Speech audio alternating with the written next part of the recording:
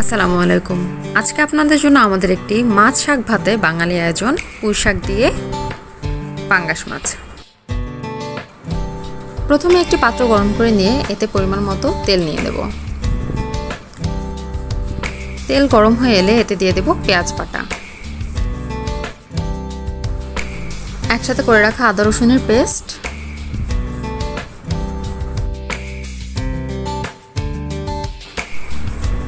দিয়ে দেব মরিচ গুঁড়ো, ধনিয়া গুঁড়ো এবং সামান্য পানি, যেন মশলাটা নিচে লেগে না যায়।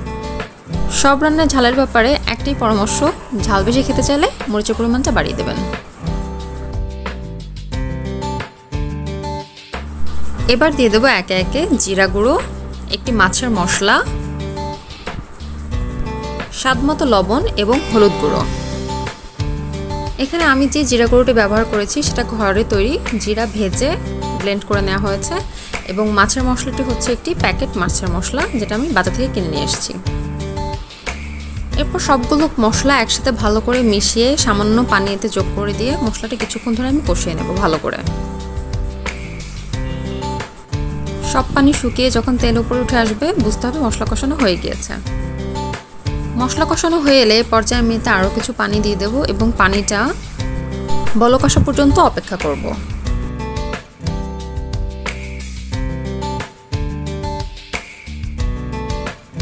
মশলার পানিটি যখন এরকম ফুটতে শুরু করবে তখন আমি এতে মাছের টুকরোগুলো দিয়ে দেবো এক এক করে, এবং 1 মিনিট ধরে এক পাশ রান্না করে আমি 1 মিনিট পর সবগুলো মাছ আবার উল্টে দেব অপর পাশে রান্না হওয়ার জন্য। এরপর একটি ঢাকনা দিয়ে ঢেকে দিয়ে আমি মাছগুলো 5 মিনিটের মতো রান্না করে নেব। নর্মালি মাছ সেদ্ধ হতে খুব বেশি সময় লাগে না, এবং এই রেসিপিতে আমি মাছগুলো আরও এক ধাপে রান্না করব, তাই এখন আমি মাছগুলো 5 মিনিটের জন্যই রান্না করে নেব।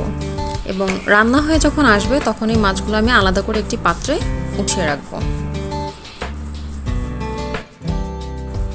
মাছগুলো উঠিয়ে নেওয়ার পর চুলায় যে অবশিষ্ট মশলাগুলো থেকে যাবে তাতে আমি এবার পুঁই শাকগুলো দিয়ে দেবো। আগে বলে রাখছি, পুঁই শাকগুলো আগে থেকেই কেটে ধুয়ে নেওয়া হয়েছিল। সেই পুঁই শাকগুলোই আমি পাত্রে আস্তে আস্তে করে দিয়ে দেবো।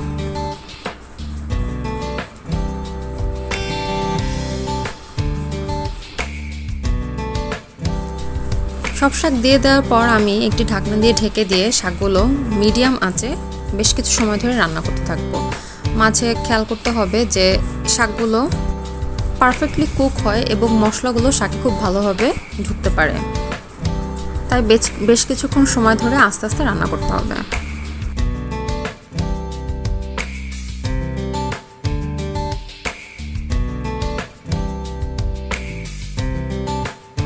পুঁই শাকগুলো যখন হালকা হলুদ রঙের হয়ে আসবে বুঝতে হবে রান্না একদম পারফেক্টলি হয়ে গিয়েছে।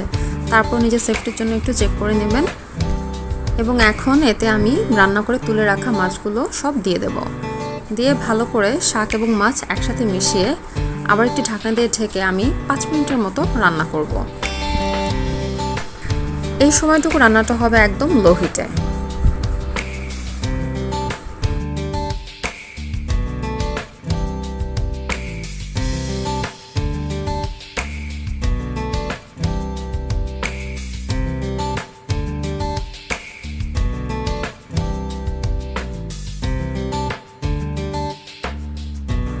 পাঁচ মিনিট পর ঢাকনা সরিয়ে দেখুন রান্না হয়ে গিয়েছে খুবই মজাদার পুঁই শাক দিয়ে পাঙ্গাস মাছের তরকারি। মাছ এবং শাক প্রেমীদের জন্য ভাতের সাথে এটি খুবই মজাদার রেসিপি।